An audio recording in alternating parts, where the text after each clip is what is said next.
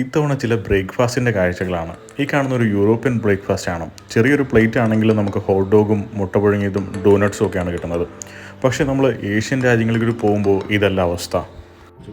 ഇപ്പോൾ കാണുന്നത് ശ്രീലങ്കയിലെ ഹമ്പൻടോട്ട ഭാഗത്ത് നിന്നപ്പോൾ ഒരു ബ്രേക്ക്ഫാസ്റ്റ് ആണ്. 2 ബ്രെഡും കുറച്ച് ജാമും ചായയും.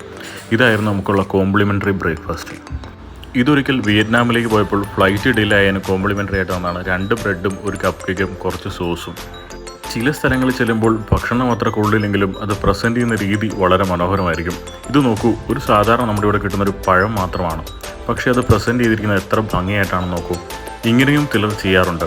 എന്നാൽ മറ്റു ചിലയിടത്ത് പഴം അതേപടി കൊണ്ടുവയ്ക്കും. ഇത് ശ്രീലങ്കയിലെ തന്നെ എല്ല എന്ന് പറഞ്ഞ സ്ഥലത്തെ ബ്രേക്ക്ഫാസ്റ്റ് ആണ്. 2 പഴവും തണ്ണിമത്തനും കൈതച്ചക്കയും എല്ലാം ഉണ്ട്.